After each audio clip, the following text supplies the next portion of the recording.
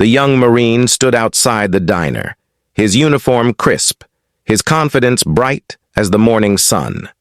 He could feel the warmth of the light on his face and the cool breeze ruffling the edges of his jacket.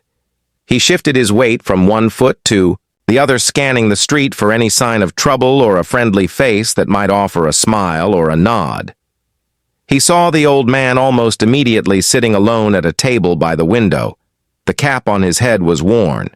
The edges frayed the insignia. Faded, but there was a certain dignity in the way he sat, his hands resting lightly on the table.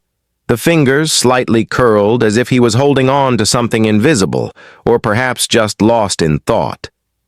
The young Marine felt a sense of curiosity, mixed with the usual bravado that came with being new in town. He straightened his back and walked toward the man, his boots clicking softly on the pavement, drawing the attention of a few passers-by who glanced and then moved on as if nothing unusual was happening. The diner itself smelled faintly of coffee and fried bread, the kind of smell that made you think of mornings spent in quiet conversation or long drives across highways with only the sound of tires and wind. The young Marine pushed. The door opened and the bell above it jingled lightly, announcing his presence. He scanned the room quickly, noting the other patrons. Some were lost in their newspapers, others were hunched over cups of coffee, their eyes tired from early mornings or long nights. He smiled at a waitress who nodded back with a tired but genuine smile before turning his attention back to the old man. The old man did not notice him immediately, and when he did, he looked up slowly, his eyes clear and bright like the surface of a lake catching the first light of day. There was a history in those eyes that the young Marine could not quite place, but it made him pause for a moment. He had heard stories from his instructors about the kind of men who had served. Before him, men who had faced impossible odds and yet walked out of the chaos carrying the weight of experience on their shoulders, and the old man seemed to carry that weight as if it were a tangible thing. He stopped a few steps away from the table and stood quietly for a moment, just watching the man, as if assessing whether he should speak or simply walk away. But the playful energy that always seemed to accompany youth bubbled up inside him, and before he knew it, he had spoken. "Excuse me, sir," he said, his voice light and teasing. "I have to ask, what rank were you back in the day?" The old man lifted his head fully now and regarded the young Marine with a gaze that was steady and unflinching. There was no trace of mockery or impatience, only a quiet curiosity, as if he were measuring not the words themselves but the intention behind them. The diner seemed to pause around them, the clinking of dishes, the low hum of conversation fading into the background, and for a moment it felt as if time itself had slowed. The young Marine felt a strange mix of confidence and nervousness.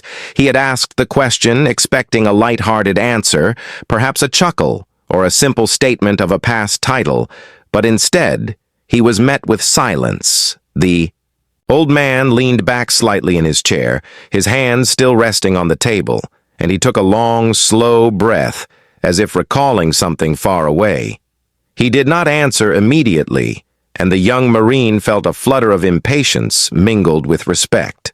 He had been trained to wait for orders, to follow commands, to act with precision. And yet this moment was not one of orders or commands.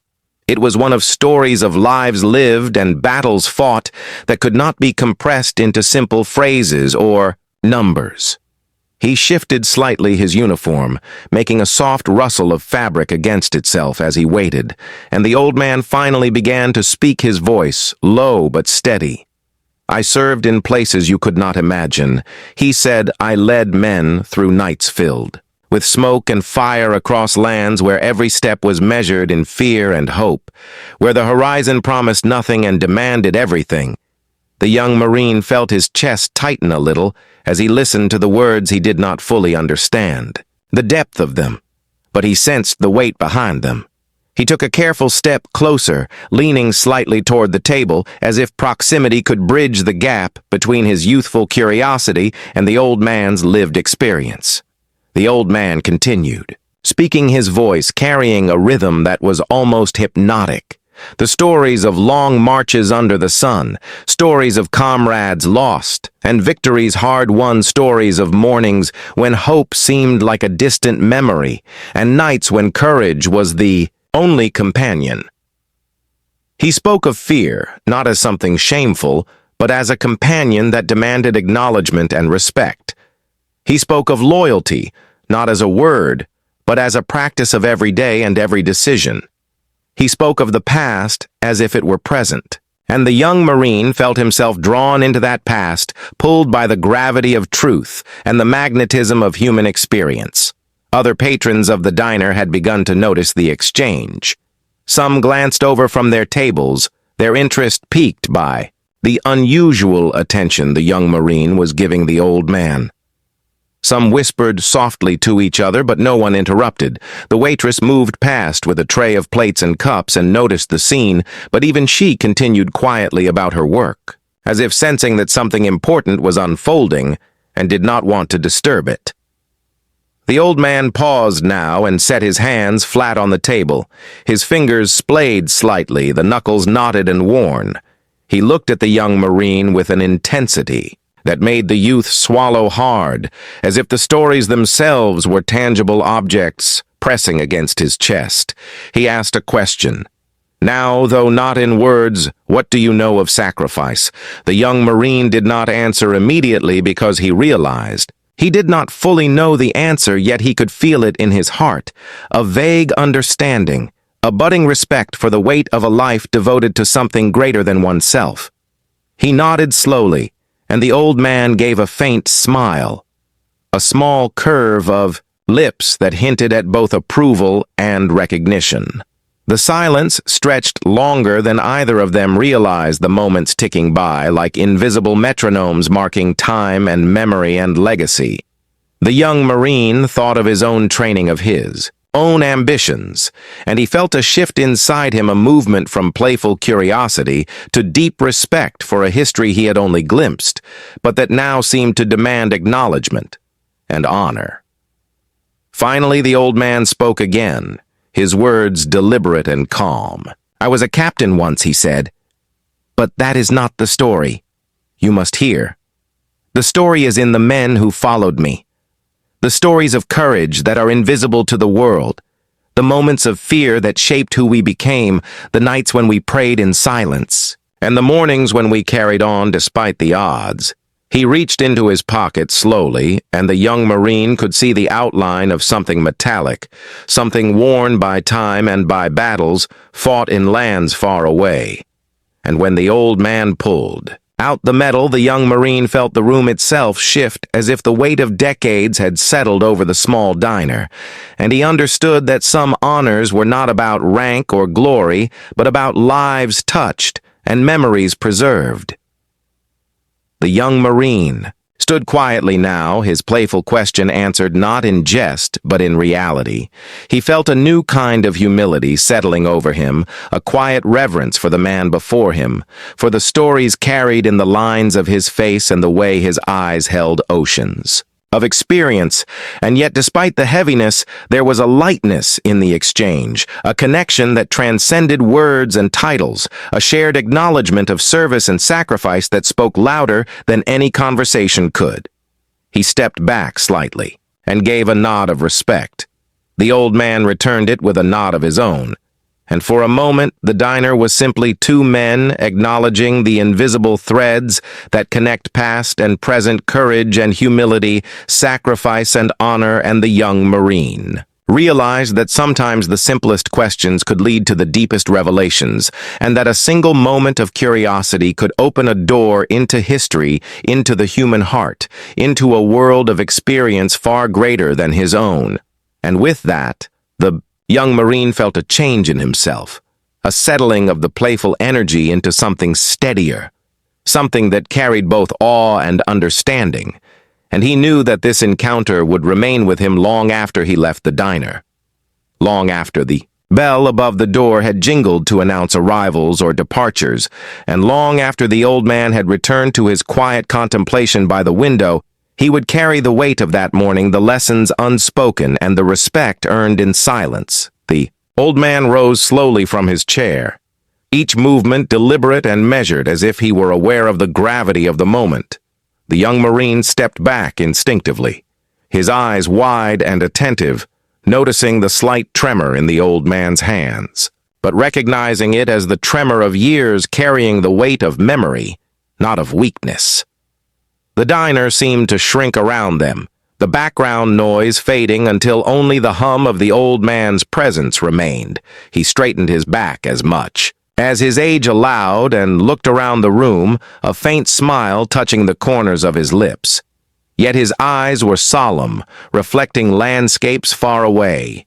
Deserts, jungles, and mountains, where the air was thick with heat or cold, and the scent of danger was constant and unrelenting. He began to speak softly.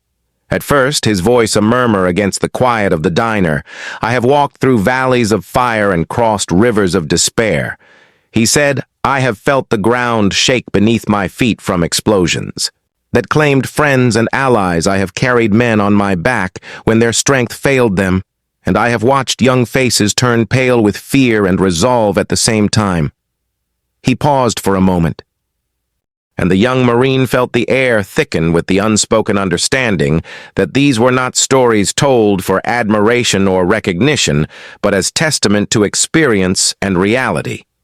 The young Marine could feel his own chest tighten with each phrase, as though he were breathing in the weight of the old man's memories.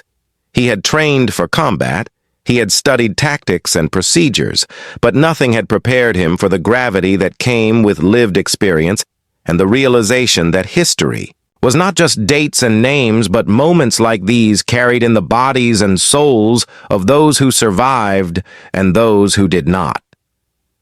He took a small step closer, almost unconsciously, as if proximity could grant him permission to absorb the lessons unfolding before him.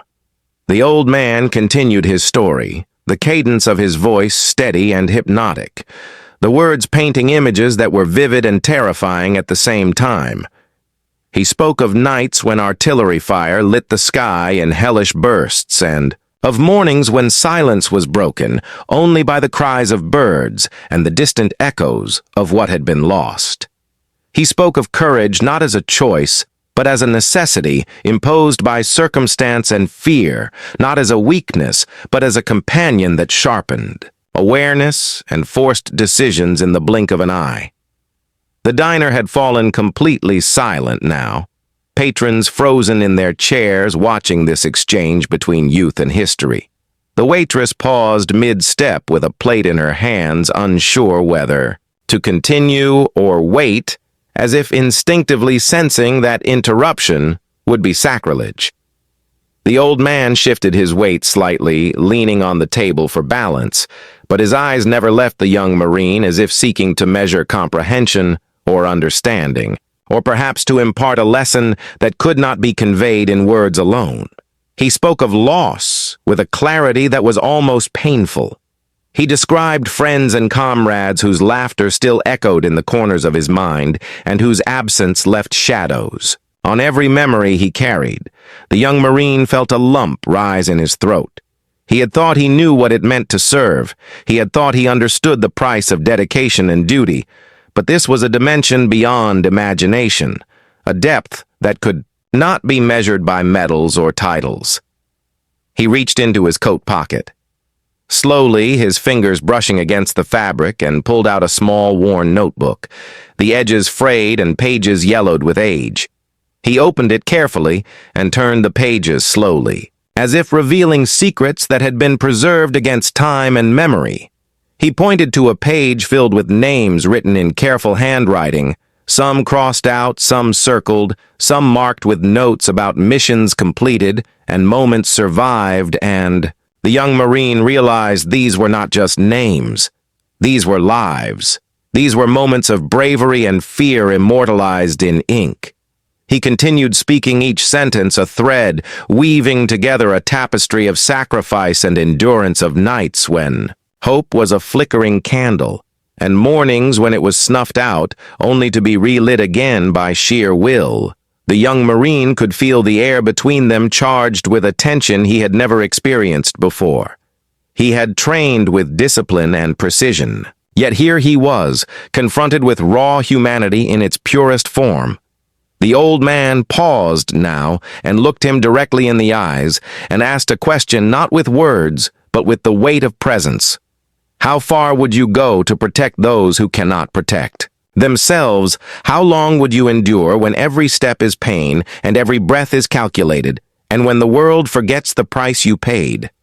He did not wait for an answer because he did not need one. The young Marine understood already that the question was not for him to answer, but for him to carry in his chest as a permanent mark of understanding. The old man shifted again, placing a hand on the young Marine's shoulder, not heavily, but with a pressure that conveyed both support and expectation. And the young Marine felt a shiver run down his spine as if history itself had touched him. He spoke of nights in jungles where the air was thick with humidity and insects, and the constant threat of unseen enemies lurked in every shadow he spoke. Of deserts where sand-filled mouths and eyes and exhaustion was an enemy as dangerous as any armed opponent.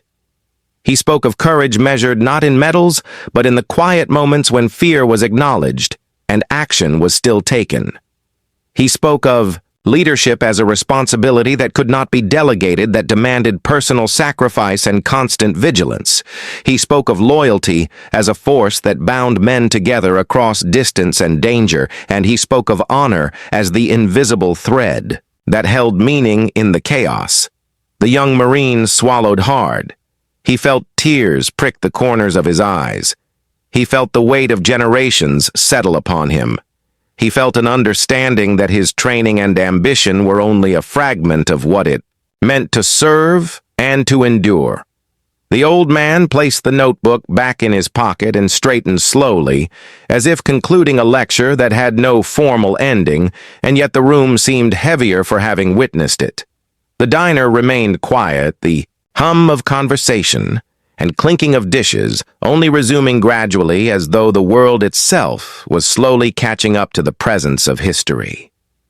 The old man turned and looked out the window, the light catching the lines on his face and revealing every scar and every wrinkle as a story in itself. He spoke finally with a voice softer now, almost a whisper to the young Marine. I carried men through hell and brought some home. I watched some fall and some survive. And in all of it, we learned that strength is never measured by the uniform, but by the heart that carries it.